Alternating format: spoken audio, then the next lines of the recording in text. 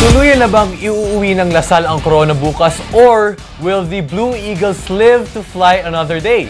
At para sa usapan na yan, makasama natin ngayon ang basketball analyst na si Nico Baguio. Nico, welcome to The Score. Disclaimer lang nagkataon lang na nakabuli tayong lahat.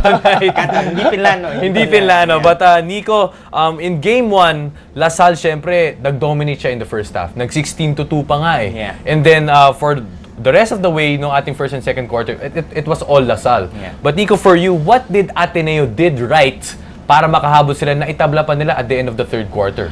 I think yung biggest thing na ginawa ng Ateneo is that they slowed the pace. That's very important against Lasal. Okay. Yun nga, yung sobrang sumikat na hashtag ng mga Lasalista ngayon is yung hashtag mayhem. And lahat yun, it's all about pace for them. The faster the game is, the better it is for them kasi they're very athletic and kumbaga kaya nilang mag-finish kaya nilang mag-create ng transition points out of mayhem nga. And I think yun yung ginawa ng Ateneo na maganda after nung natambakan sila sa first part ng game is that they slowed the pace down, went into their sets right, and then they didn't turn the ball over a lot. Pag sinabi nating mayhem, ang gustong gawin ng Lasal is to pile up the points in terms of second chance points and turnover points kasi nga nagpe-press sila.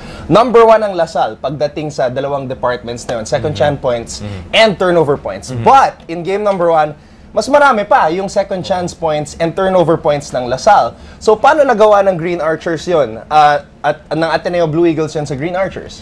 Yung thing kasi is that the thing with yung karamihan ng turnover points ng Lasal is that most of them were not live turnovers. Ang pagkakaalam ko kasi, although I'm not sure about this, yung turnover points, hindi siya about kung na live turnover. Although, I have to check with Sir Pong. Kasi pag tinignan mo yung stats, it's that yung turnover rate ng Ateneo, it was very low compared to yung season average na nafo-force ng Lasal. It's 16.8%. That's way low than what Lasal forced. Okay. So can you define what anong live turnovers na sinasabi natin? Live turnover, yun yung kapag nagtatrap sila, pag fino-force nila baseline or sideline yung isang player, tatrap nila and then magkukos sila ng turnover ng live ball. Ibig sabihin, kayang i-transition into a turnover instead of something like an offensive foul or a madribble out of bounds or matap out of bounds, something like that. Those are dead ball turnovers. Naging dikit nga ang laban ng Ateneo at Lasal sa game number 1. Ateneo losing 67-65. Sinabi nga ni Migs na medyo malamya yung naging simula ng Ateneo. 19-4 run. Lasal started that game pero tumabla ang laban at the third quarter. Pero lumamang pa ang Ateneo in the fourth quarter also. Diba? And then Thirdy Ravenna had the ball at the top of the key and he was stripped by Kib Montalvo. Now, Coach Tab Baldwin was saying he felt that there was a foul on that play.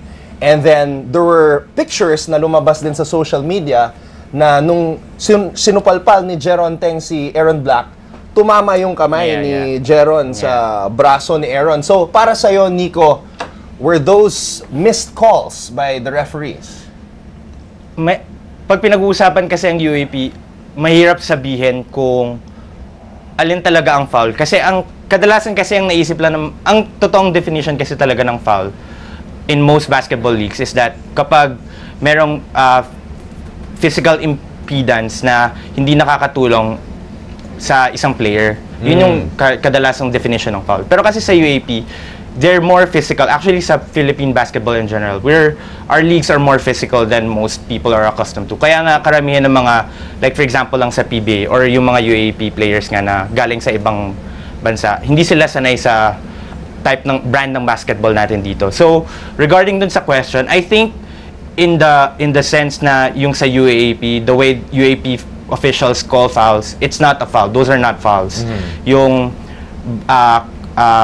foul, yung Jeron Teng block kay Aaron and yung strip ni Kib Montalvo kasi those are kumbaga incidental in the eyes of a UAP official. Pero kung susundan natin ang official definition ng foul, mas madami pa talaga ang dapat nila itawag, liban lang doon sa dalawa. Kasi may yung offensive foul ni Ike, hindi tinawag, yung sapak sa muka, sa chan nung ni Ike din, ang alam ko, or one Ateneo big na ginawa sa isang guard. Madami silang hindi tinatawag or hindi nakikitang itawag kasi nga, mas lenient sila regarding fouls. Well, speaking of getting fouled and getting physical, this guy, Ben Mbala, I think he's the most physical big guy that we can see, dito sa season 79. This guy scored 20 points and 15 rebounds.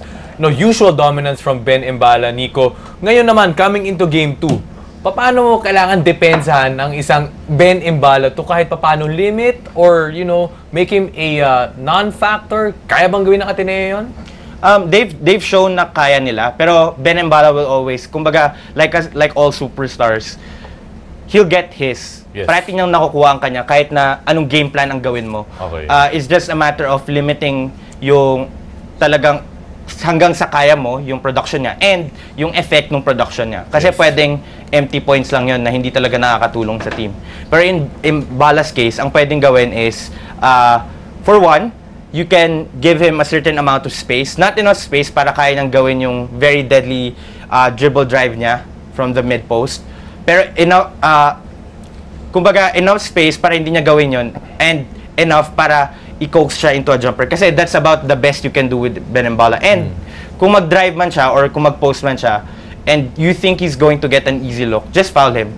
He's not a good free throw shooter. I think he's about 58%, something like that. And although yung numbers, it won't support yung, like, kung 58 kasi yung points per possession, that's around 1.16.